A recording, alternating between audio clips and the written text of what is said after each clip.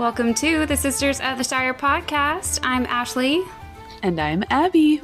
Okay, before we started recording, we have been talking a lot, you and I, about the Wandering song that Poppy sang in the Rings of Power show. I've had it like on repeat for like at least 2 weeks now. I just sing it all the time. But I really cannot make... so cute. She does such a good job. Her accent is so beautiful, but I cannot make any sense of the lyrics. I just thought it was talking about them like migrating. Am I wrong? Okay, but yes and no. But there's parts where, okay, so if they're Harfoots, okay, they're a nomadic people. So the first line is the sun is fast falling beneath trees of stone. What? Okay. The light in the tower no longer my home. What tower? I don't know. That's a hard one. You see what I mean? And there's more. Hold on. I'm going to look it up now. Wandering. Because she says black sand for my bed. Where would they have black sand? I mean, they're shores. Maybe they've traveled so far that they went to the shores of wherever. Past eyes of pale fire. Black sand for my bed. Past eyes of pale fire? Maybe she's talking about the elves that live on the coast. Or, I mean, the rest makes sense, but that just, like, that first part, I'm like, where does that even come from? Maybe it was a song that was passed down and, like, older, ancient versions. So, maybe? Well, if anyone knows, I would love to know the backstory of that song, because I've got questions. And if I answers. I need answers. If I know Albert is trying to get, I think he's trying to get Nori on the podcast because they're fellow Aussies together. But if he ever gets Poppy, that's going to be my first question for her. What does your song mean? She's like, I don't know. They just told me to sing it. I know. But anyways, how are you, Abby? I'm good. We're gearing up for a very important weekend in our family this weekend. Do you have a guess? Oh, I know. I just wasn't sure if you wanted me to say it. It's a triple birthday weekend. Well, technically a quadruple birthday weekend, but my two oldest birthdays are Saturday and Sunday, so we party it up, man. We party it up, and I am that mom. I shall always be that extra mom that goes the extra mile. Is a little too much, but to see the happiness on my kids' faces, I cannot, I can't. I just can't not do it. She decorates the house, even if there's like not even a party. Yes. So I decorate the house for my daughter's birthday, who's first. We always say, quick backstory. My daughter is the middle child, so she's technically the younger of the two that are having their birthdays this weekend. But her birthday comes first. So she was born on the 28th, and then my son was born on the 29th, and he is technically a year and 364 days older than her. But you should have seen his face. I think it was like when he was like 3 or 4. And I think it was 4. And he was so excited for his birthday. And I was like, well, we got to decorate for Luna's birthday. And he looks at me and he's like, I'm the oldest, so my birthday should be first. And I was like, it technically doesn't work like that. And he looked at me like I had betrayed him so hard. And I was like, Technically, blame your sister. She's the one who evacuated so quickly and beat your birthday day. So, yeah, it's a lot. So on my daughter's birthday, we decorate the whole house, and we have cake, and sometimes we have a party, sometimes we don't. But grandma's always comes, and they get to choose their menu for the day. So breakfast, lunch, and dinner, and they get to write out what they want. And it's super fun. And then as soon as the kids go to bed that night, I take everything down and I put everything up for Fox's birthday, my son's birthday the next day. They couldn't, and I'm sure they never have corresponding themes. Luna's been going unicorn for the last 3 years, been unicorn strong for the last 3 years. And last year, Fox was it last year? Or maybe the year before that? Year before that he had a Peter Pan? Yeah, 2020 was Peter Pan, and it was so cute. And then 2021, I don't remember. One of either 2021 or 2022 was Mario themed, and that was really fun. Yeah. I made a pinata of like a coin block, like a question mark coin block, and so I wouldn't let him hit it with the stick. He had to basically jump like Mario and punch the bottom out of it. You didn't make him really do it with his head. I know. Him and his sister were Mario and Luigi, and that was really cute. And then, so my son shares a birthday with his uncle, my brother, who's, I can't believe, is turning 19. He's turning 19 this year. But a cool, fun story really fast is our grandpa, our shared grandpa, is named Walter Frank. That's his first and middle name. And he passed away sadly before my son was born. And before that, when I was dating my husband before we got married, I said, hey, if we ever have a son, I would really love his middle name to be Walter, after my grandpa. And he's like, okay, that's awesome. And so when we got married, and it took a little bit to get pregnant, and then we got pregnant with Fox, and I was like, okay, his name is going to be Fox Walter. And he was over his due date by 2 weeks. Yeah. And had to be evicted. Induction. Get out of there. Seriously. He was born on that grandpa's birthday. So they share a birthday and a name. So before we even were married and even were thinking about planning and having kids, we're like, okay, his name's going to be middle name's going to be Walter. And then it just so happened that he got to be born on that same grandpa's birthday. So they share a name and a birthday. And he's very proud of that too. So it's pretty cute. R.I.P. Grandpa. We miss you. Yes. Okay.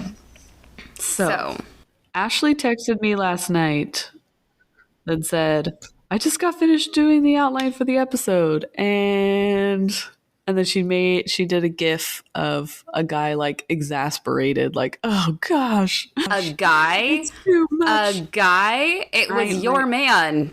I know. One of your men. Yes.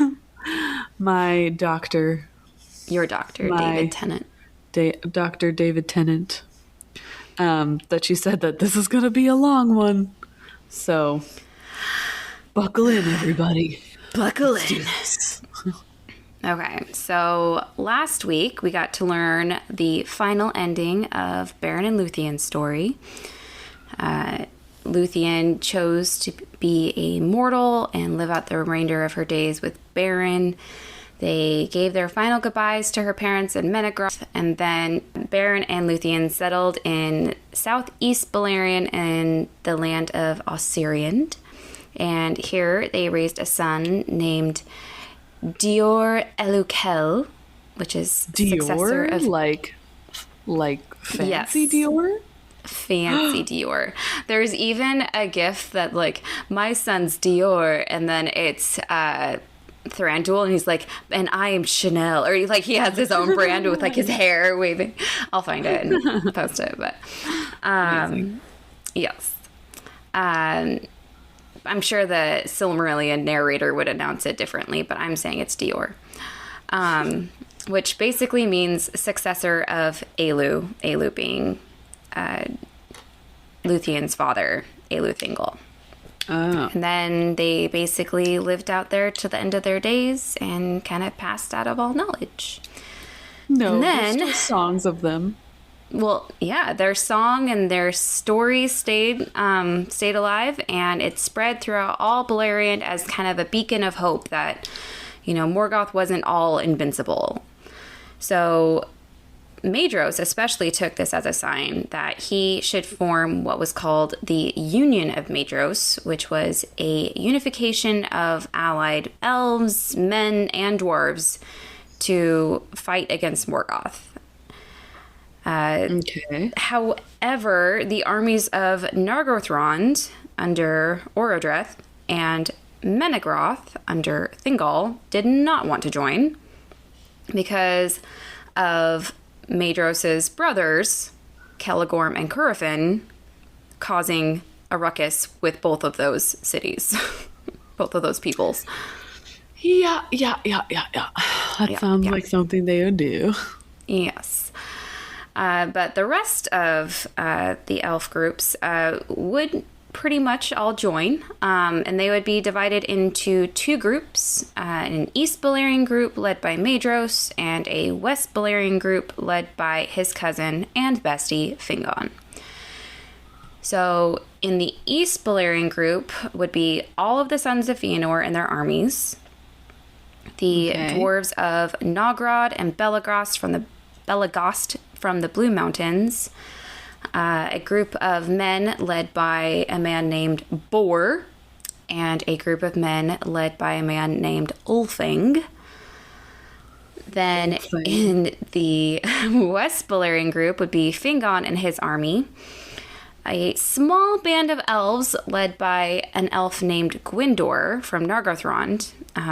Remember that name because it's going to come up today. And remember, Gwyndor joined because it was his brother who joined Finrod on Beren and Beren's quest for the Silmaril. Got captured on the Isle of Werewolves and died a brutal death. And so he kind of rebelled against Orodreth and just took this small force from Nargothrond and was like, in honor of my brother. So there's those guys. And another two elves kind of not defied Thingol, but they're like, we're going. And he's like, well, you can go as long as you don't, go under the Sons of Fëanor because I don't like those guys. And those two elves would be named Beleg and Moblung. And remember, they also were... Moblung. Moblung. It sounds like a Pokemon. Moblung. And they were also among the hunting party that hunted down Karkaroth. Just to tie in all the stories.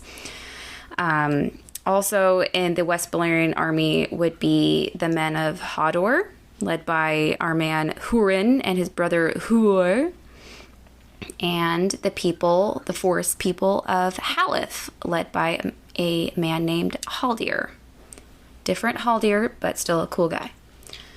Yes. Then we also had a bit of a beef with Thingol and the Sons of Fëanor. With Thingol being the new owner of the Silmaril, the Sons of Fëanor were like, that's ours, right? And Thingol's like, my daughter and son, bled and died, went through a lot of hard work, to get this Silmaril. I'm not just going to give it to you. Is it like in Toy Story where Bonnie writes her name over Andy's name? Like Theodore wrote his name on the bottom, like, this is mine. And then he's like, no, it's not. And he like scratches it out and he puts his name on it. I can't imagine writing a name on a Silmaril in the way of Andy and Bonnie, but sure. I know what you mean. So that dispute was kind of put on hold with war in the air, but Celegorm and Curufin, of course, had to have the last say in the matter, and they made a vow to slay Thingol and his people if they weren't going to give up the Silmaril after the war was over. So Drama. that's happening, but not yet. They had to fight the war first. So the battle plan is to have the East Balerian army march with banners flying, trumpets blasting, getting all the attention in the hopes to draw out Morgoth to attack him on this plain called Anfoglith. And this is the area, we've been here a bit before. It's kind of on the front porch of Angband where the Battle of Sudden Flame happened. It used to be a green, fertile area, but with the Sudden Flame, it is now called the Gasping Dust, or Anfoglith.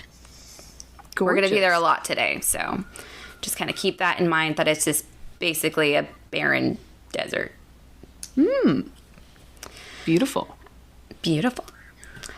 And then when Morgoth would come out and attack Maedhros after he made his show, when Maedhros felt it was the right moment, he would light a beacon in the nearby forest of Dorthonion to signal to Fingon and his army that it was the time to sneak attack Morgoth from the west. Sneak attack. Sneak attack. And thus they thought to take the might of Morgoth as between anvil and hammer and break it to pieces. And it's all going to go perfectly according to plan. Right? Yes. All gonna work. Did you ever watch Night at the Museum? Which one? Did you ever watch the second one? I think it's the second one where they go to England. Maybe. I haven't memorized it like the first one. Lizzie loved the first one for a good month. They're all good. Anyway, they find like the wax statue of, I think it's Colonel Custard. Colonel Mustard. Oh. Colonel Custer. He's the guy that's Fear's voice. Yes. Yes, and he's like, okay, I have a plan of attack. We're going to rush out yelling, attack. And then the girl's like, then wouldn't they know that it, like, wouldn't it ruin the surprise if we're yelling attack before we attack? And he's like, okay, new plan. Yes, I 100% agree. And now I can't get out of my head that actor as Maedhros. Yes. With red long hair. Attack! Yes. So, today we go to battle. Quote, on the morning of midsummer. Hold on, let me get my popcorn ready. Hold on. Okay, Actually, get your popcorn ready. I promise. But also, get the tissue box close. Because this battle is going to be intense. No! Yes. I'm not ready. Remember, I told you what the name of this battle was at the end of the episode last week? Do you remember the name of it? Something about all the tears. Yes. It is called the Battle of Unnumbered Tears. Oh, gosh. I'm just throwing it out there into the universe. I think it's going to work out. I think they're going to be fine. Sure. They've got a great plan. Yes. And, great allies that are all, trustworthy. And this Morgoth guy isn't finicky or cunning at all. Or, like a god. Or a god.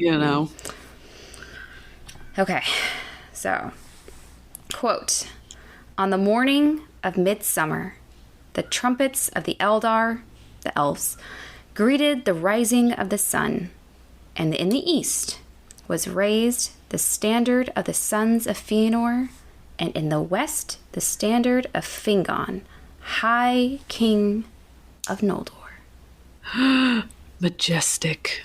What color is his armor, do you think? Oh, it's totally silver, because I have this in my brain. Yeah. Right. So Maedhros is a red and gold vibe, and Fingon is a silver and blue vibe. Okay. Yeah, that's what I got in my head. All right. So Fingon and his armies They're hiding in the hills of some mountains that are nearby called Erd Wethrin. Now, this is kind of on the border of that great plain of Anfoglyth, where Maedhros is going to march out to draw out Morgoth. Remember, they have to hide until they see the beacon. It's a good game of hide and go seek. Yes. So, Fingon and his armies are just waiting, biding their time, awaiting this signal.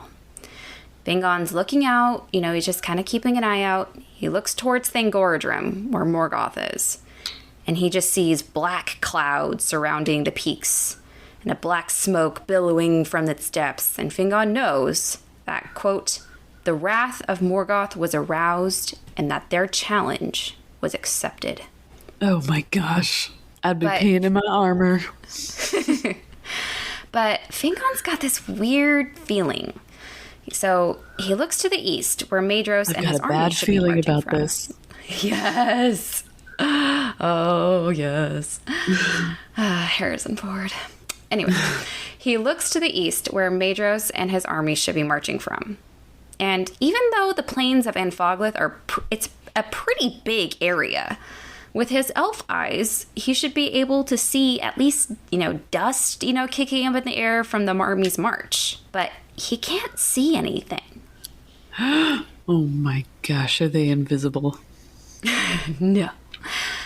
And it's just when Fingon's really starting to worry that he hears something. Uh-oh. From the south came Turgon! His brother! Oh. Quote, for unsummoned and unlooked for Turgon had opened the leaguer, or army, of Gondolin, and was come with an army of 10,000 strong, with bright mail and long swords and spears like a forest. It's like, when they looked, is it to the east? Yes. Yeah. And then he's there. He's like, I have come to save you. But it's funny. So, they're waiting, and all of a sudden he hears these horns, and I can just see him be like, oh, yeah. Oh, it's you. Okay. Woo. What are you doing here? What are you doing here? But, his brother, who he probably hasn't seen in decades, and he has a huge army with him, and he's just so excited. Where'd you get those? Where'd you get that? Where have you been? And he's really excited, and he at his arrival, Fingon yells, "The day has come! Behold, people of the Eldar and fathers of men, the day has come!" So majestic. In response, his armies join in yelling, "The night is passing!" So now, I feel like that a little early to be celebrating here. But they're like, we got this unstoppable force now. This is awesome. We just have to wait for the signal still. So, Morgoth may not have been informed by his spies about Turgon's army. It doesn't really specify that. But that doesn't really matter at the moment, because Morgoth does know about Fingon, his armies, and their battle plan. Yeah, because they yelled attack before they did it. So after everyone had settled down after the arrival of Turgon's force, a small force of Morgoth's orc armies starts approaching where Fingon's army, Hurin and his army of the men of Hador, and Gwyndor and his small force from Nargothrond were positioned. Now, these orcs were in some kind of a camouflage, so their approach wasn't really seen across Anfoglyth until they were pretty much right there. Ruh-roh. So, the armies of Fingon, Hurin, and Gwyndor had been waiting. Who knows how long to fight? It doesn't say when this army approached, but they've been waiting. And now this pretty small army is coming towards them, and they're like, we could totally take those guys. and it's just getting their blood boiling. They just really want to attack them. But luckily... What is it from Lion King? He's like, I want to know. What is it? Is that from Lion King? I don't know. Oh, no. It's from Ice Age. Oh, yeah. I want to know. Jack Black's character. Yeah. I want a maul. That's what he says. I want a maul. I want a maul. But luckily, our man Hurin had some sense, and he orders everyone to stay put. And he says, quote, and bade them beware of the guile of Morgoth, whose strength was always greater than it seemed, and his purpose other than he revealed. Pretty wise words. And, Hurin is sticking to the plan. He knows that his armies cannot move out of their position until Maedhros signals with the lighted beacon. So he tells everyone, just stay put. We can't move yet. Stay. But the captain of this orc army had very special instructions from Morgoth to draw out this army by any means necessary. And boy, oh boy, does this captain fight dirty. Uh-oh. Well, I mean, he is an orc, so. Right. So this captain of Morgoth marches his army about as close to Fingon's army as possible. And then he sends out some orc messengers with a signal saying they want to talk. They're basically holding out like the white flag or something. Just like, okay, we just want to talk. I just want to talk. But among the orc messengers just so happens to be Gelmir, Gwyndor's own brother, who everyone had thought had died on the Isle of Werewolves with Finrod. Oh, is he like a zombie thing now? A zombie elf? A thrall? Yes. Technically, yes. And I don't know how they knew this. Maybe he had like a thing over his eyes. It says he's blinded, but he's still alive. He's still intact. Okay. The orc messengers just basically like shove him forward, saying, quote, we have many more such at home, but you must make haste if you would find them, for we shall deal with them all when we return, even so. And then, right in front of this entire army, the orcs cut off Gelmir's hands, and then his feet, and then finally his head. Oh my and gosh. They just leave the remainder of his corpse lying on the ground and then head back to their army. Oh my gosh. Yeah. Jeez. So Gwyndor, Gelmir's brother, who had specifically joined the fight against Morgoth in revenge for this brother who he just watched be mutilated and killed right in front of him, is now fueled with rage. Well, I would hope if you saw me in that situation, you too would be filled with rage. Oh, I would be like he is when he says this. He says his, quote, wrath was kindled to madness. Oh, he's got that crazy look in his eyes. Yes. So Gwyndor and, quote, many riders with him, doesn't say how many, jump on their horses in pursuit of the orc messengers. They manage to catch up before they get to the orc army, kill them all, but they are not stopping there. And they just drive on to the main orc army.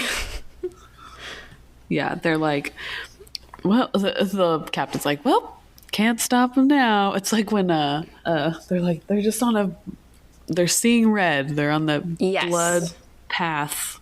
Mm-hmm. There's no stopping them now. Nope. So seeing that he doesn't really have a choice but to join in the fight unless Gwyndor and his followers be sorely outnumbered, Fingon is forced to sound the attack as well. Quote, do you think he's like, well, now you've done it? Like, yes, exactly. Quote, all the host of the Noldor was set on fire. Like, everyone else was getting really beefed up, too. And they just happened to stay back. But at this point, they're going to attack. So, quote, all the host of the Noldor was set on fire. And Fingon put on his white helm and sounded his trumpets. And all the host of Hithlum, which is his army, leapt forth from the hills in sudden onslaught. The light of the drawing of the swords of the Noldor was like a fire in a field of reeds. And so fell and swift was their onset that almost the designs of Morgoth went astray. I could just see him like a shining beacon of light on the battlefield. So Morgoth's original plan was to have this small orc army draw out Fingon's army, and then before they could like full on attack, Morgoth was just gonna like reinforce it and then just basically take out Fingon's army. But he didn't count on the speed in which Fingon's army would make quick work of the orc army. So he didn't have time to reinforce them. So it's like, oh, they fast. So Fingon's army makes quick work of the orc army and then just keeps going. And they proceed on through on Foglith all the way to the very walls of Angband. Whoa. Quote, ever in the forefront of that battle went Gwyndor and the elves of Nargothrond. And even now they could not be restrained. And they burst through the gate and slew the guards upon the very stairs of Angband. And Morgoth trembled upon his deep throne, hearing them beat upon his doors. Whoa. Okay, I know, I keep referencing different things, but in my brain, it was like that part in Monty Python where the guards are like looking and they look like they're really far away.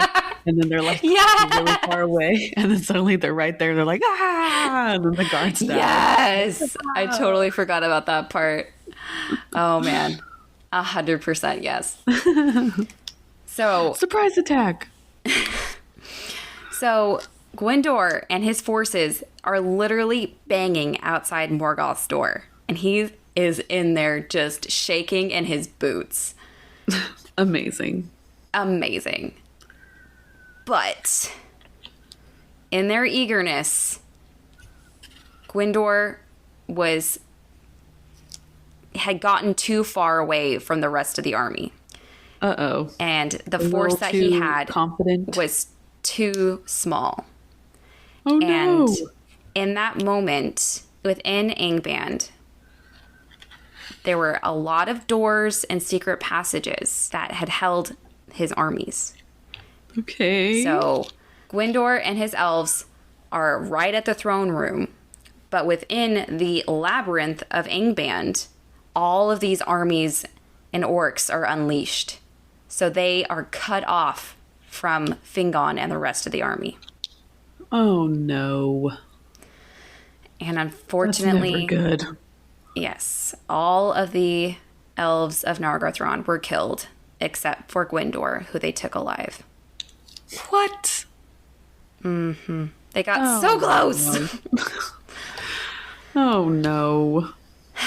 Then the reinforcements that were all within the labyrinth of Angband spilled out from the gates and pushed back Fingon and his army as they were trying to catch up to Gwyndor. And they were pushed all the way back to the plain of Anfoglith. And here is where it starts getting rough. Okay. Quote, on the 4th day of the war, there began Nirnaeth Arnoediad, unnumbered tears, or for no song or tale can contain all its grief. Get out your tissues. So in their retreat... Oh, go ahead. So numbers wise, how many do you think died? Died? As far as we know, it's just that small force of Gwyndor and the Nargothrond elves for now. in my head, it's like him and like 100 elves. I don't know why it's 100, but it doesn't specify anywhere, but they all be dead. So his whole people is gone?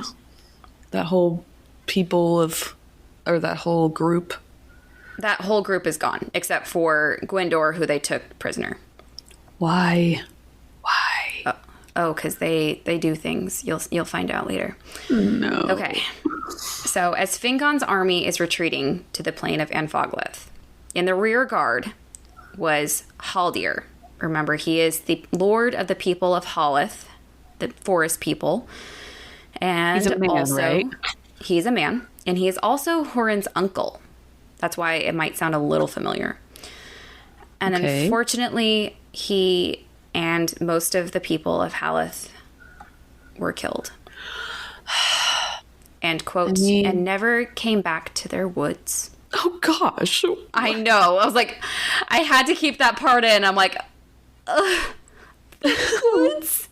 Not the woods! No.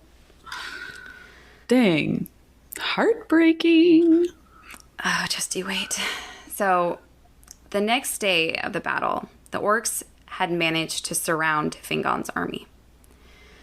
They fight all night until, when morning comes, they get a tiny bit of hope when the horns of Turgon were heard.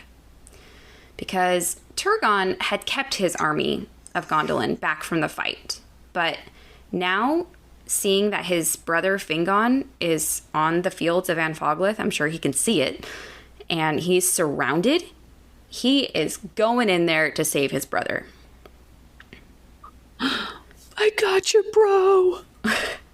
Quote, and the Gondolindrum, sorry, that's a weird way of saying the Gondolin army, were strong and clad in mail, and their ranks shone like a river of steel in the sun.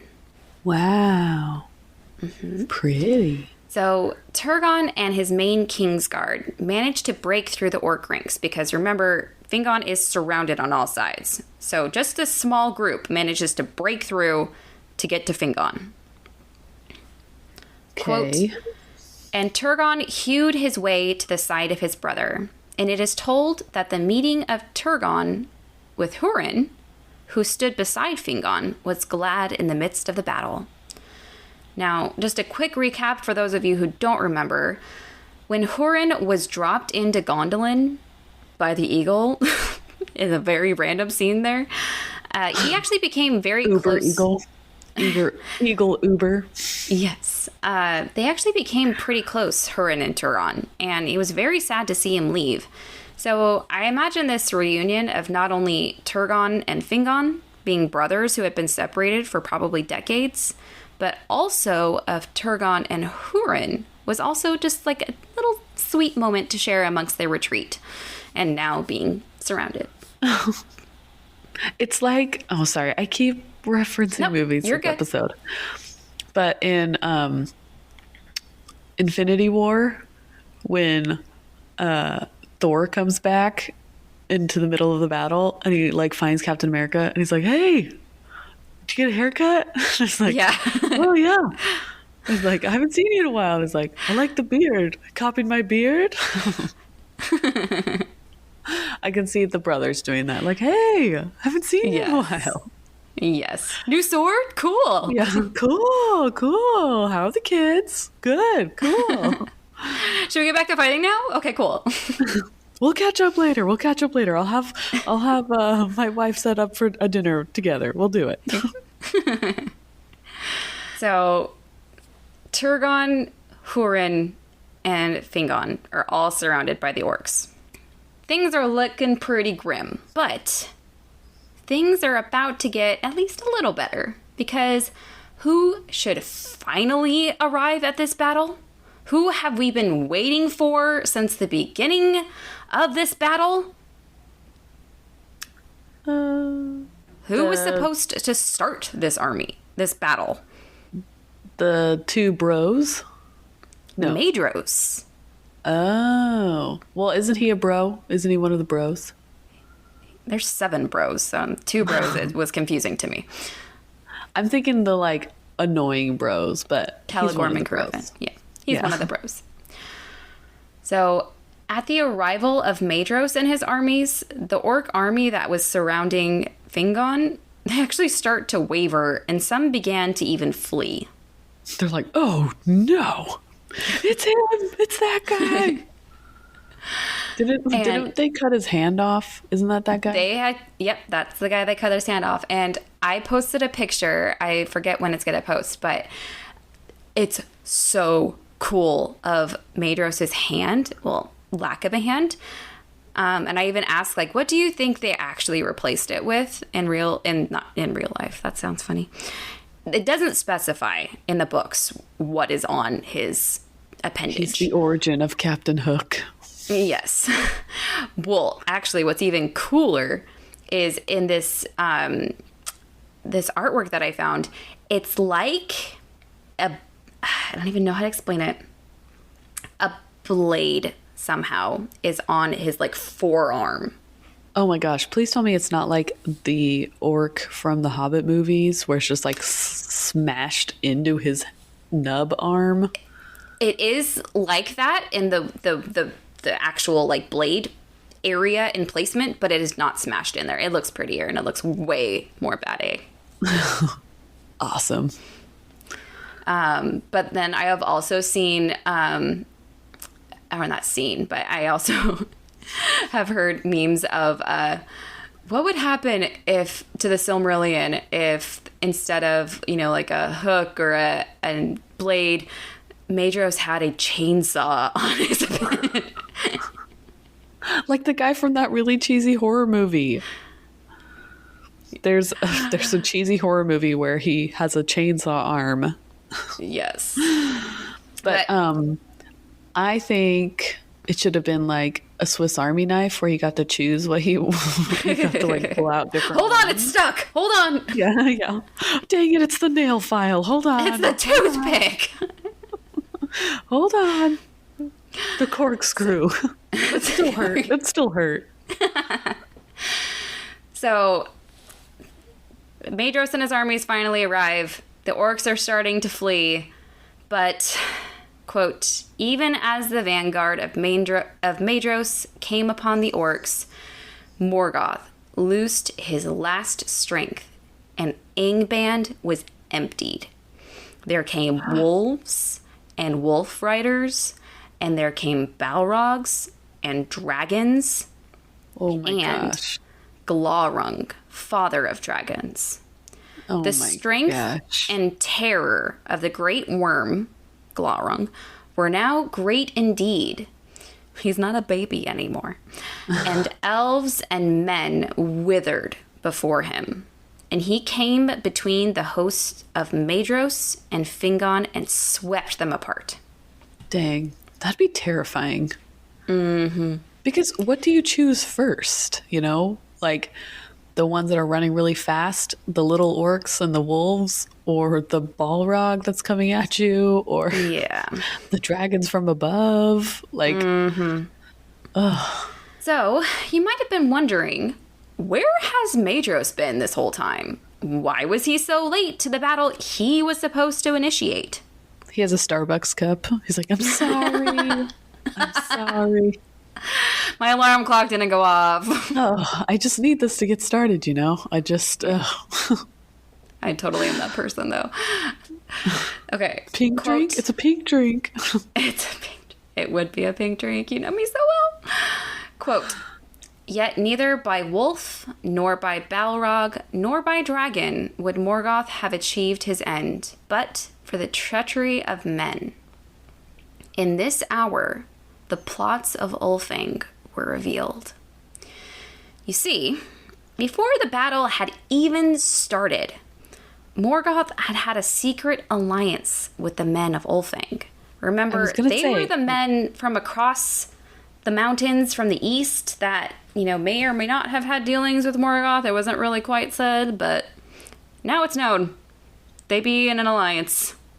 I was going to say, when are the men that have supposedly turned and gone with Morgoth going to come into play here?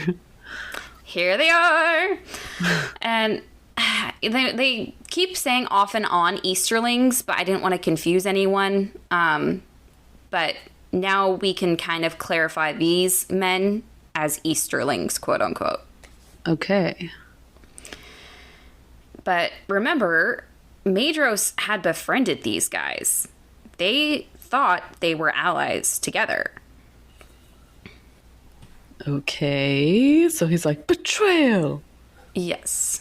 Quote, Morgoth was warned of the uprising of the Eldar and the Elf Friends, and took counsel against them. Many spies and workers of treason he sent forth among them, as he was the better able now to do.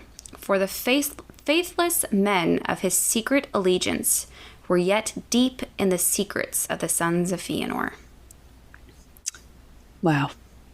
So that's how he knew who was on Fingon's side. That's how he knew the perfect taunt to Gwyndor to get him to come out. Dang. Yeah. I mean, he is pretty cunning. Mm-hmm. So. And, you know, even as Fingon was looking across the plain of Anfoglith, looking for Maedhros to initiate their battle plans, the reason he didn't start marching was because a son of Ulfing, who was named Uldor the Accursed, he was telling Maedhros, he was telling Maedhros lies about Morgoth's movements, which made him stay back and hold off the attack. Oh, tricksy. But up till this moment, this treachery wasn't known.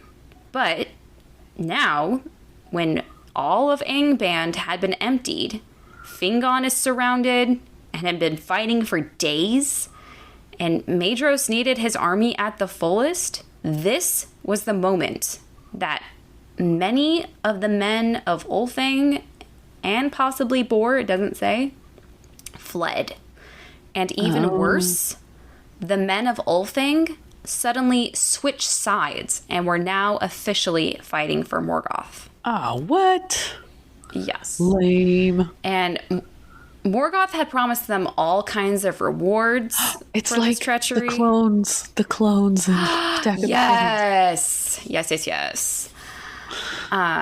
No. So Morgoth had promised them all kinds of rewards for this treason, but most of these traitorous men would never see them, thank goodness, because Uldor, the Accursed, son of Ulfing, the main leader in the treason, was killed by Maglor, son of Fëanor. So take that.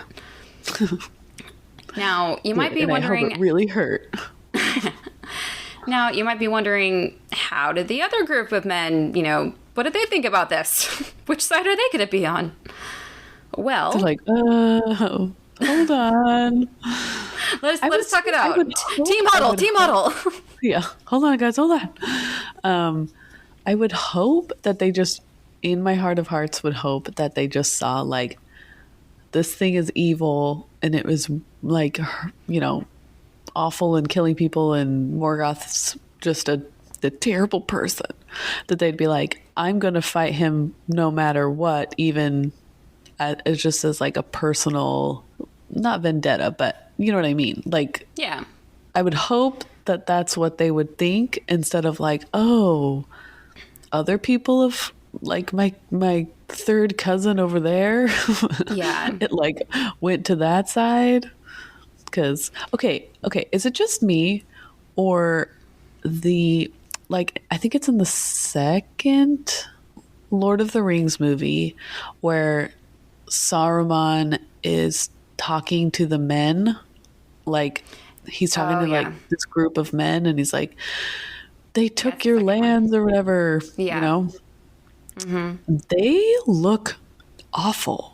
Like they look, I don't know if it was like just an artistic choice of the movie or if it's like actually part of the book that like they look desperate and like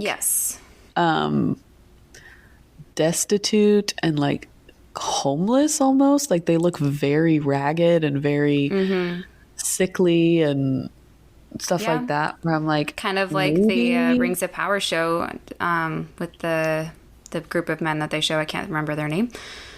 Yeah, but like I feel like I feel bad in thinking maybe he promised them stuff that would help them out of that situation. And like you would get more land, or you could take over this and not be poor anymore. Or maybe that was their sell. Very vulnerable to bribery.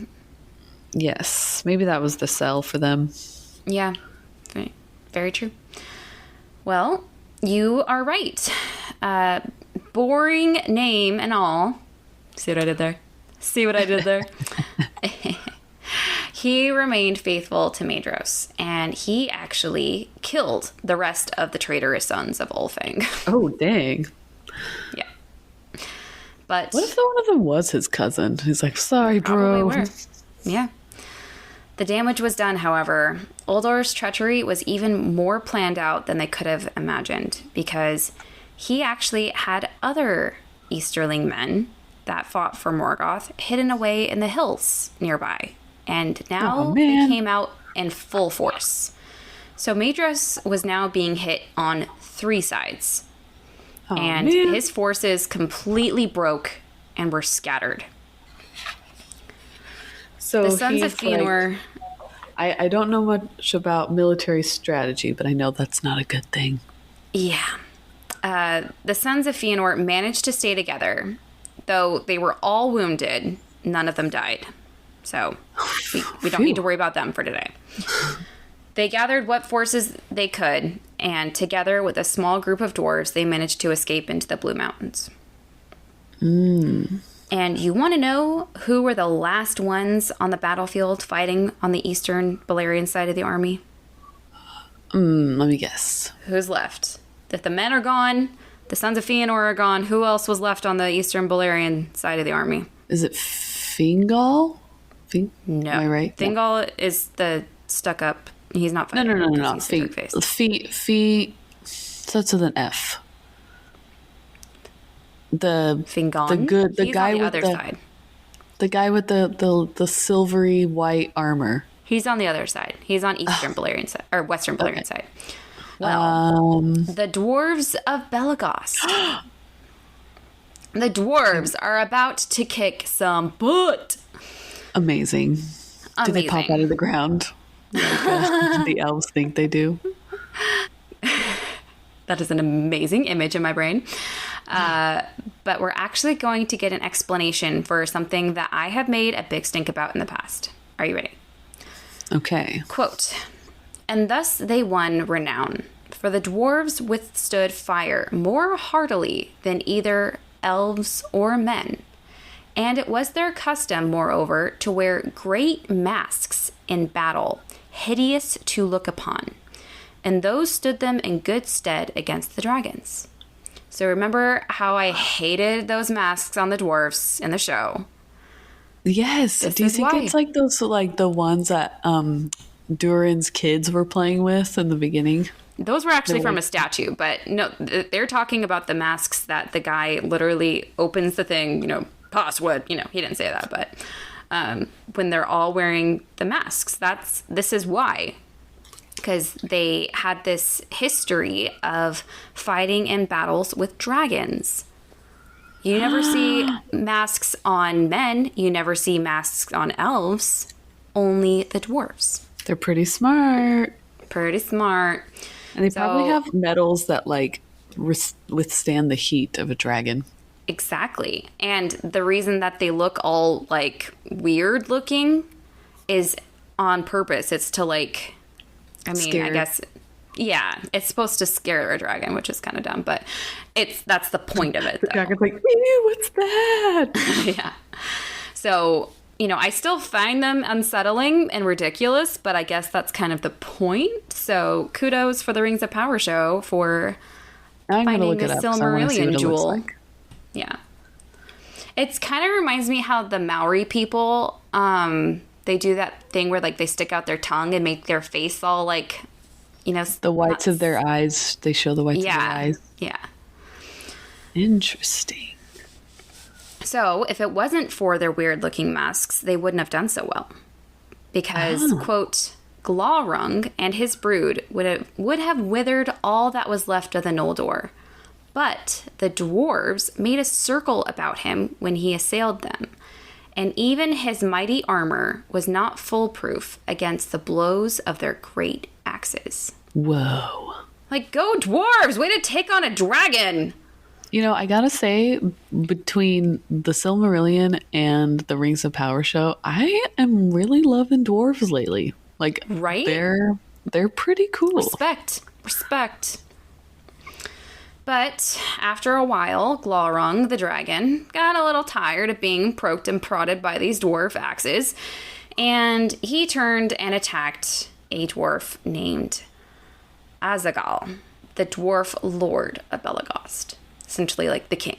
Quote, and crawled over him. With his last stroke, Azagal drove a knife into his belly, and so wounded him that he fled the field. Glaurung fled the field. And the beast of Angband, in dismay, followed after him. Like, whoa, things must be scary over there if Glaurung, the father of dragons, is running for it. Let's go too, guys. Like, let's get out of here. So, as Azagal lay dying, his dwarves lift him up and carry him away in the middle of the battle. Quote, and with slow steps they walked behind, singing a dirge in deep voices, as it were a funeral pomp in their country, and gave no heed more to their foes, and none dared to stay them. Wow. That would have been cool to see. Right? So, Sons of Fëanor, gone. Dwarves of Belagost, gone. The Eastern Balerian army is all gone.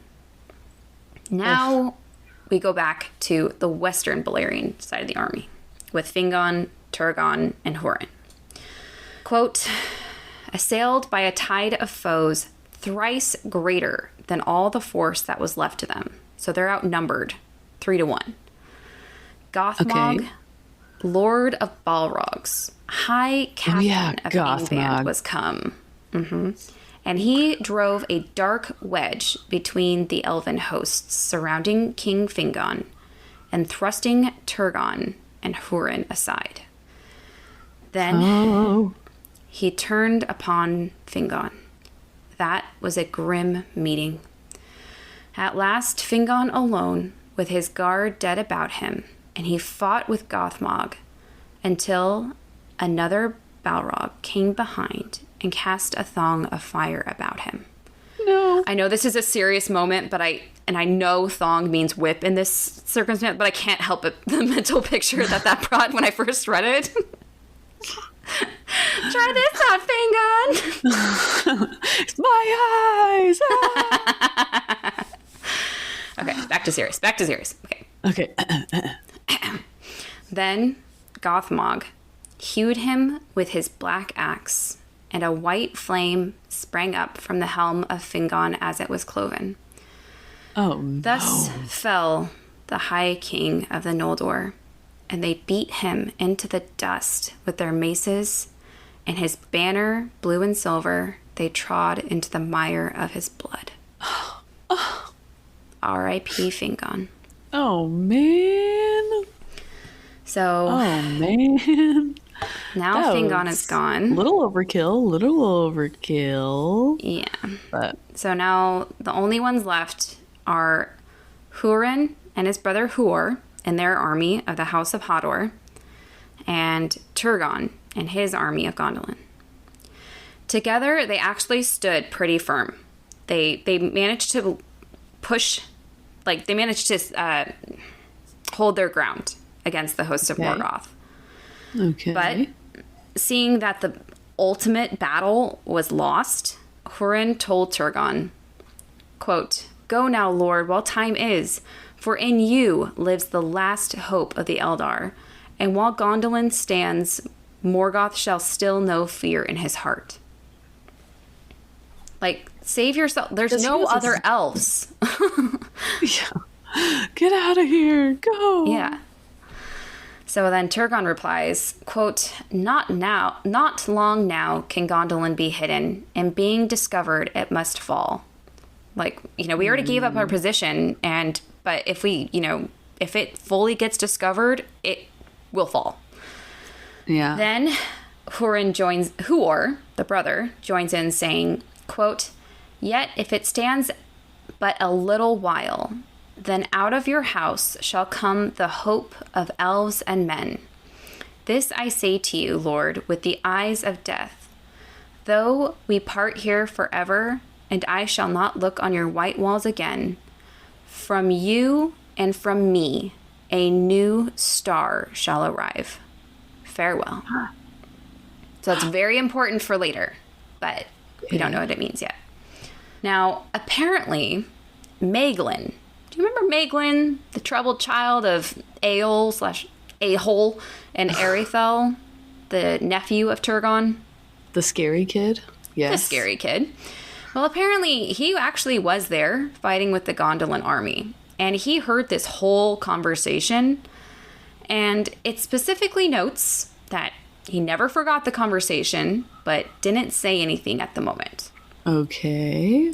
So this kind of vague prophecy that from Huor and Turgon, a new star shall arrive, is very important for later. Okay. But back to the battle. So Turgon unwillingly leaves his friends / kind of adopted sons, really, Hurin and Huor, to save the secrecy of his city and to hopefully regain strength to fight again one day. And he gathers his army and what was left of Fingon's army, which I don't imagine was very big, and retreated to the west. And here we get a name drop that will be important later, but it's only mentioned here for a second. Okay. But still, cool names to know for later. Add it to your list. Turgon's captains, Ecthelion and Glorfindel, guarded the retreat so that the enemy couldn't see their path. Exactly, yeah. So we'll find out more about them for later, but for now they get this, like, sneak peek. So because of their job of guarding the path, the enemy didn't actually see where they lived. So Gondolin is safe. Okay. So all that's left is the armies of Hurin and Huor. Quote, "And of all the deeds of the war that the fathers of men wrought in behalf of the Eldar, the last stand of the men of Dorlomin is most renowned. And foot by foot they withdrew, until they came behind the fen of Serek and had the stream of Rivil before them. There they stood and gave way no more." So the names of the rivers and stream aren't really important, but just know they're surrounded on either side by water. And so here is where they're going to make their last stand. Okay. Quote, "Then all the hosts of Angband swarmed against them, and they bridged the stream with their dead and encircled the remnant as a gathering tide about a rock." Okay. Now, on day 6 of this horrendous battle is when Huor is killed by a poisonous arrow to his eye. Oh, gosh. What? Quote, "And all the valiant men of Hodor were slain about him in a heap, and the orcs hewed their heads and piled them as a mound of gold in the sunset." Oh, no.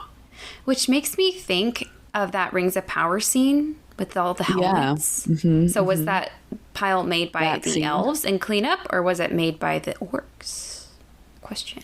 Well, she adds to it, so I feel like maybe it was elven. Right, but it's still a valid question, I think. Yes.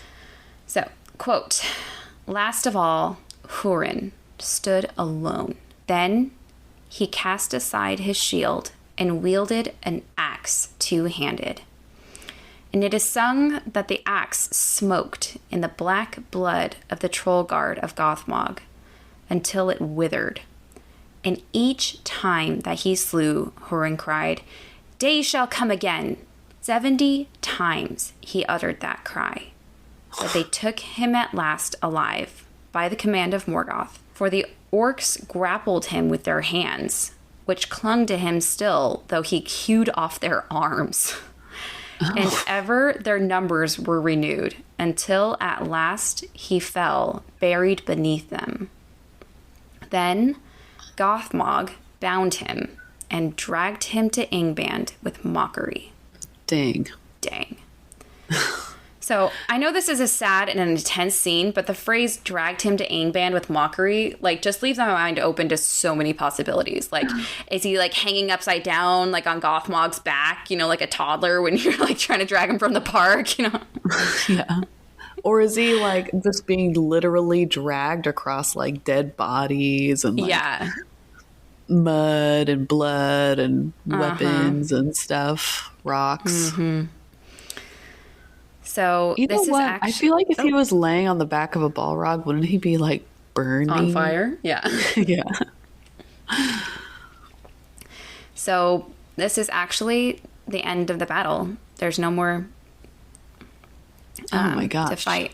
So, and you know, this battle could not have gone better for Morgoth. You know, everything went exactly to his plans, you know, except for that little tidbit when Gwyndor and his army were banging on his throne room door. That was a bit scary, but the rest all went to plan. Yes. Quote, and his design was accomplished in a manner after his own heart.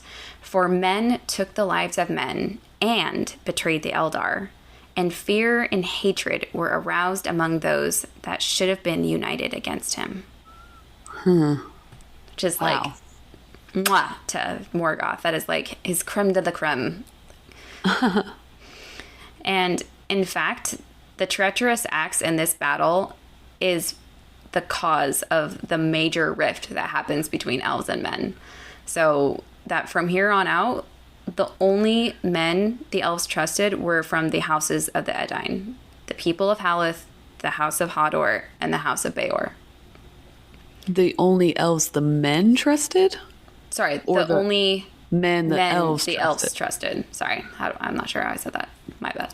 You know what I meant. So, yes. So I mean, they proved themselves to be kind of wishy-washy and not very reliant, so I don't blame them. So in the aftermath of the battle, with Fingon and his army all dead, the north was pretty much all lost. It's all Morgoth's now. The sons of Fëanor and their armies are completely scattered, and they actually...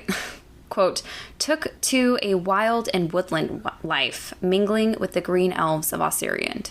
So they kind of just, like, fled south and are just, like, hiding, basically. Only a few of the men of the people of Haleth returned to the forest of Brethil. And with Haldir's death, remember, he was in the rear guard that died pretty quickly, his son Hondir is now lord. As for the men of the house of Hador, no one returned. And their people had no idea what had become of Huor and Hurin. Huor having died in the battle from the arrow to the eye, and Hurin being taken prisoner. Oh, As for the surviving men of Ulfing that betrayed Maedhros, well, instead of the rich lands of Beleriand that they were promised, Morgoth, quote-unquote, shut them in Fingon's now empty territory of Hithlum and, quote, forbade them to leave it. So apparently that was their reward. You get this freezing tundra of an area, but they get to harass and plunder and pillage all that's left of the people of Hador. To their heart's content. Yes. The remaining people of Fingon were taken as thralls and sent to work in the mines in the north. Although it should be noted that some did escape in the mountains and forests. It doesn't specify who, but there's that window of possibility. Okay. And with the north now lost, the orcs and wolves are just free to roam wherever they want. You know, there's no united front anywhere really to stop them. The only places that are kind of does that, where it just spreads everything out. The only places that are technically safe for now are Doriath, which is Thingol's land. That's protected by the Girdle of Melian. And Nargothrond, which is Orodreth's land, which is just hidden. And will remain that way for now, thank goodness. And also, luckily, for now, Morgoth isn't too worried about them. I mean, he pretty much dominated all of Beleriand with that battle, so, like, meh, peasants, you know, like... Just pests to him. Yeah. A lot of the remaining elves actually had fled to the havens on the western coast to find protection with Círdan and the Falas. But Morgoth sees this, and he's like, oh no, I'm not having that. You're not getting away that easily. So he then attacks the havens. And as hard as the Falas fought, in the end, the walls broke, and the havens were destroyed, and most of the Falas were killed or imprisoned. However... And remind me of the Falas just really fast. Yeah. So they were like the coastal surfers. They were the Teleri that did not go to Valinor. They liked hanging out on the coast and were great shipbuilders. Oh, okay. Some did manage to escape by sea because they were good shipbuilders, including Fingon's son, Gil-galad. Because remember, a long time ago, after the Battle of Sudden Flame, you know, after Fingon lost his two cousins in the battle, Fingon was worried for his son, so he actually sent him to safety to live with Círdan. So Círdan, Gil-galad, and the last remnants of the Falas made a refuge on an island off the southern coast called the Isle of Baelor. And when Turgon heard about Morgoth's attack on the Falas, he actually sent messengers to ask Círdan, again, to make boats to sail west for help from the Valar. Remember, this is the second time Turgon has tried this. Before, none of the ships came back. Yeah. Quote, at the bidding of Turgon, Círdan built 7 swift ships, and they sailed out in the west, but no tidings of them came ever back to Baelor, save of one, and the last. The mariners of that ship toiled long in the sea, and returning at last in despair, they foundered in a great storm, within sight of the coasts of Middle-earth. But one of them was saved by Ulmo from the wrath of Ossë. Remember, Ossë is that kind of troublemaker, mire helper who likes to cause storms. And Ulmo is the Valar of the waters and oceans. What is Ossë? Like, I thought he was a good guy, but he does these things. Yeah. So, despite Turgon's valiant attempts to ask the Valar for help, they still can't get to Valinor. So, that's not an option. And now that Morgoth has had this great victory over most of the elves of Beleriand, you'd think he'd be pretty happy, right? I'm guessing he's still not satisfied. Still not satisfied. There's just one elf that he can't stop thinking about, and it's almost ruining the sweetness of his victory. And that elf is Turgon, which doesn't really make sense because as far as we know, they haven't really had a lot of interaction with each other. So why is Morgoth so bothered by him, of all people? Well, it's not just Turgon, but Morgoth actually doesn't like the entire house of Fingolfin for a few reasons. The House of Fingolfin are known friends of Ulmo, who is a Valar that Morgoth particularly doesn't like, which is very familiar for the Poseidon and Hades relationship. Then also there's Fingolfin, who is the one who challenged Morgoth to single combat and stabbed him in the foot, which still hurts, apparently. He's still bitter about that. And now that Fingon is dead... It gets cold outside. It really hurts. And now that Fingon is dead, R.I.P., Turgon, his brother, is next in line to be king of the Noldor, which would make him a more powerful enemy. And finally, of all the House of Fingolfin, Morgoth feared Turgon the most, because apparently a long time ago, when they lived in Valinor together, whenever Morgoth saw Turgon, quote, a shadow would fall on his spirit. And he just had this sense that Turgon would be the cause of his ruin. So he's got a bad feeling about Turgon, and he wants to take care of it. So what does he do when he has an enemy he wants to take care of? Send someone else to do it. Send someone else to do it. Get information from spies, whatever he can to not do it his actual self. But unfortunately, his spies know nothing of Gondolin. No one's ever been there. Except, luckily for him, he now has a prisoner who has been in Gondolin. So, Morgoth summons Hurin to him, knowing through his spies, I'm sure, because remember, they weren't all that good of liars when they came back from Gondolin, that Hurin and Turgon have a close friendship. But when Hurin arrives before Morgoth, he refuses to give Morgoth anything, and even mocks him in the process.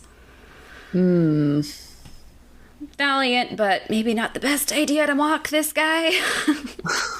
Yeah, probably not. Probably not. Quote, then Morgoth cursed Hurin and Morwen, who is his wife, and their offspring, and set a doom upon them of darkness and sorrow. And taking Hurin from prison, he set him in a chair of stone upon a high place of Thangorodrim. There he was bound by the power of Morgoth, and Morgoth, standing beside him, cursed him again, and he said, sit now there, and look out upon the lands where evil and despair shall come upon those whom thou lovest. Thou hast dared to mock me, and to question the power of Melkor, master of the fates of Arda.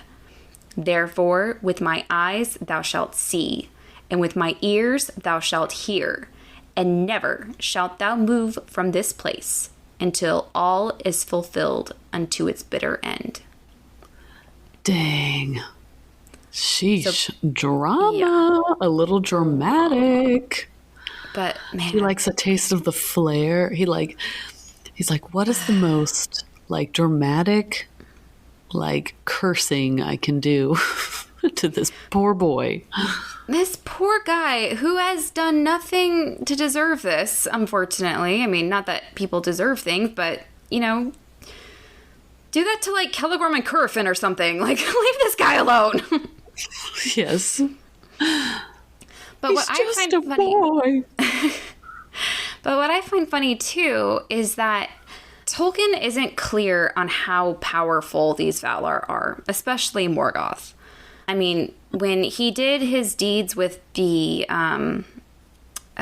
trees, the two trees, when he did that shiesty business, apparently he wasn't able to transform anymore, and he couldn't cloak himself. That was kind of vaguely like said. A punishment? Yeah, but he still has power to curse people and to give them sight and hearing that is Valar-like. But yet he was like hiding, trembling in his tower, in his throne room. Like he wasn't powerful enough to take on this army. Like he keeps going back and forth on how powerful this Valar is. Huh. It just doesn't make sense to me. But anyways, Hurin is now stuck on this chair and is forced to watch everything that Morgoth is going to do. And Hurin never asked Morgoth for mercy or death for himself or for any of his family. And he stayed loyal to his friend Turgon. Aww. And with the Battle of Unnumbered Tears officially over, Morgoth commands his orcs to gather all the bodies that had died in the battle and make a huge pile of them in the middle of Anfoglith. Now, is this because he likes a tidy battlefield or as a taunt? You know, Either way, quote, I think he's like, clean this mess up. I like my dominion to be tidy. I told you guys to put your toys away when you were done. Quote, and it was like a hill that could be seen from afar. The elves named it the Hill of the Slain and the Hill of Tears. But grass came there and grew again long and green upon that hill, alone in all the desert that Morgoth had made, and no creature of Morgoth trod thereafter upon the earth beneath which the swords of the Eldar and the Edain crumbled into rust. Wow. And so ends the story of the Battle of Unnumbered Tears. All right, how many tears did you shed?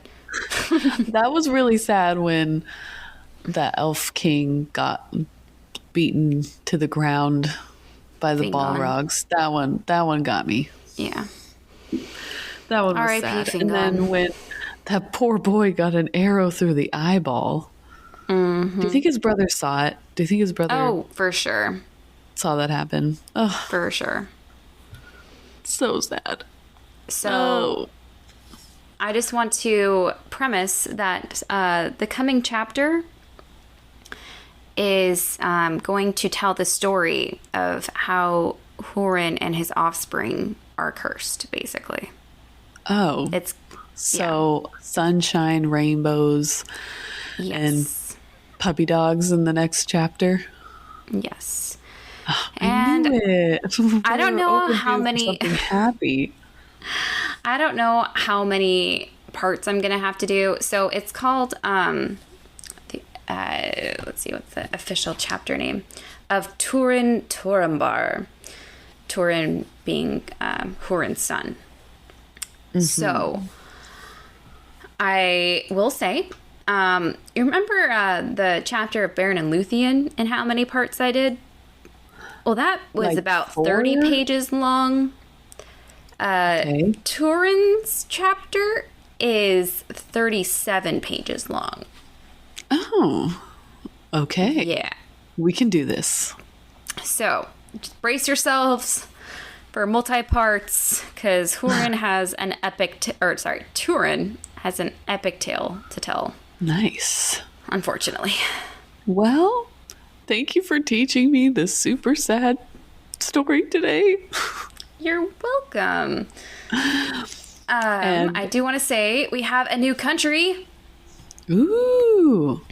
Okay, let me guess the continent at least. Okay. Asia.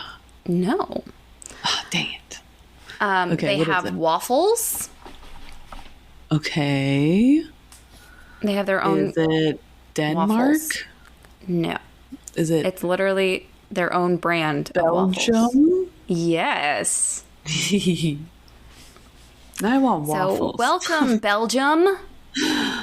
And your waffles. And ironically, I actually did a class with Lizzie the very day that I found out this new country. I'm not sure if she heard about me or something. I doubt it's her, but we did this class through our local kind of theater event center thing about Belgium. It was so ironic. And I found out, did you know that not only are Belgium, the country, known for their waffles, but each kind of city in Belgium has like their own type of waffles? Ooh, I'm really hungry, so now I really want waffles. And they don't put syrup or anything on their waffles. They just eat them. Ooh. Yeah. I learned a lot about Belgium. It's a cool place. I'm hungry. But, okay. So, welcome, Belgium, to the Sisters of the Shire. Thank you for listening. Thank you for listening. Be sure to follow us on Instagram at Sisters of the Shire Podcast. And please, please, please rate us on whatever platform you listen to your favorite podcast on. Yeah. We'll love you even more if you do. Okay, well, next week, Abby is going to be taking a little break. So I actually did a collab episode with our favorite honorary brother of the Shire, Albert, on the Lord of the Rings podcast. So we will be posting the audio version of that.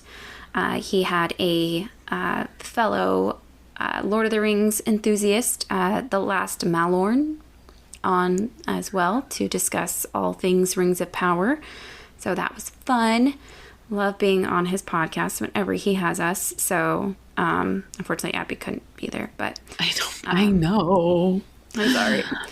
But he sounds like he has lots of plans in the future of delving into Rings of Power season 1 and just like really picking through it and making guesses on season 2. So look forward to that. And in a few weeks, our collab episode with our other friend Brian from TV Trivia Pod will be posting our episode of Peter Pan trivia, which was super fun. Yes, it was really fun. Of course, we rocked it because, that's how we roll.